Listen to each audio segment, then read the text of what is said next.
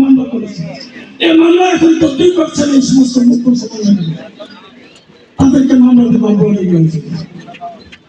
পরে আমরা তথ্য নিয়ে দেখলাম এই সাকিব আসলে আওয়ামী লীগের ছাত্রলীগের সে আপনার বিদ্রোহী করে ছাত্রলীগের সহসম্পাদক।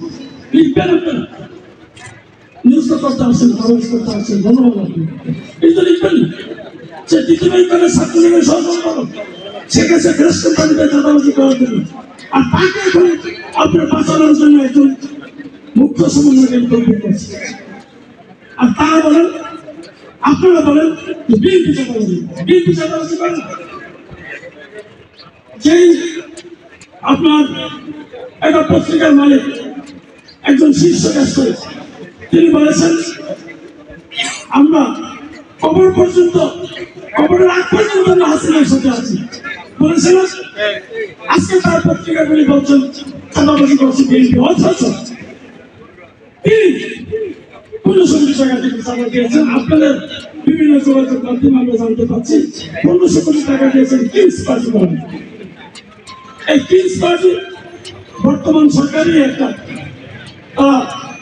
পার্টি হিসেবে কাজ করার জন্য সরকারের ছত্রছায়াকে পার্টি যদি করা হয়, গোয়েন্দা সংস্থাগুলির নেতৃত্বে যদি ছত্রছায়া যদি পার্টি করা হয়, সেগুলিকে বলা হয় কিংস পার্টি। সেই কিংস পার্টিকে 1500 কোটি টাকা দেয়। আমাদের দেশের ছাত্রছাত্রীরা বই পায় নাই, এই বইয়ের মধ্যে সমন্বয়কারীরা 400 কোটি টাকা একজন প্রকাশকের কাছ থেকে, একজন লবিস্টের কাছ থেকে 400 কোটি টাকা নিয়েছে বলে আমরা সংবাদ মাধ্যমে। এখন এই 400 কোটি টাকা পাওয়ার কারণে আমার ছাত্ররা এখন বই পাচ্ছে। তাই চাঁদাবাজি কারা করছে? চাঁদাবাজি কি বিএনপি করছে? চাঁদাবাজি করছে আওয়ামী লীগ, ছাত্রলীগ, যুবলীগের সমন্বয়কারীদের ব্যানার ব্যবহার করে। আর সমন্বয়কারীরা তাদের কাছ থেকে একটা পার্সেন্টেজ নিয়ে তাদেরকে সেই সুবিধা দিচ্ছে যেতে পারেনি। তাই আমরা পরিষ্কার ভাষায় বলতে চাই, আরেকটি রাজনৈতিক দল, ছোট্ট রাজনৈতিক দল, তাদের এলাকাতে, আপনাদের এলাকাতে খবর কেনার সেই রাজনৈতিক দলগুলি এখন দেখেন আপনার এই সমন্বয়কারীদের মতো তারাও আওয়ামী লীগকে প্রশ্রয় দিচ্ছে। আপনি দেখবেন সেই দলের ইফতার পার্টি নামবাদা শুনলেন জামাত ইসলাম, আর ইফতার পার্টিতে দেখবেন আওয়ামী লীগের ছেলেরা, আওয়ামী লীগের কর্মীরা শিক্ষা বানিয়ে দিচ্ছে। যে ছেলের জায়গায় চাঁদাবাজি করছে, জিন্সের প্যান্ট পরে, শার্ট পরে, টি শার্ট পরে, সেই ছেলেটি এখন দাড়ি রেখে মাথায় টুপি লাগিয়ে পায়জামা পাঞ্জাবি পরে জামাত ইসলাম হয়ে গেছে বাঁচার জন্য। এই কথাগুলি যদি লিখেন আপনারা তো চাকরি দেবেন, লিখেন না। আর বিএনপি ছাড়া আছে দেশে, জনগণের সেবা করে বিএনপি অতীত করেছে, সামনে বিএনপি করে। আজকে আমরা পরিষ্কার ভাষায় বলতে চাই, কোন চাঁদাবাজ আমরা দেখতে চাই না। আমার নেতা তারেক রহমানের নির্দেশ, চাঁদাবাজ যাই হোক তাকে পুলিশে দিন। প্রয়োজন হলে বিএনপি নেতা কর্মীরা আপনাদের চাঁদাবাজদের তালিকা তৈরি করুন। আমি হুমনা রসিদে বলেছি, মেনিয়া রসিদে বলেছি, চাঁদাবাজদের ধরুন আপনারা, আমরা বিএনপি আপনাদের পাশে আছি।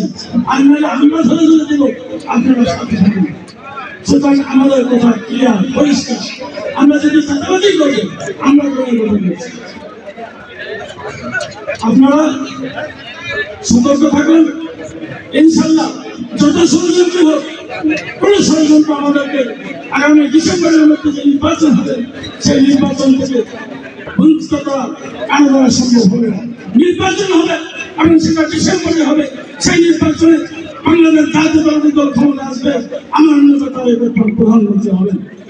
উনি যখন প্রধানমন্ত্রী হবেন, এই দেশে আবার শান্তির জোয়ার হয়ে আসবে, আবার মানুষ হাসি মুখে তাদের কাজকর্ম করতে পারবে। এখানে মানুষ তাদের কাজকর্ম করতে গিয়ে কাউকে কোনো চাঁদাবাজি দিতে হবে না। সেই ব্যবস্থা করার জন্যই আমার নেতা 31 দফা রাষ্ট্র কাঠামো সংস্কারের জন্য দিয়েছেন।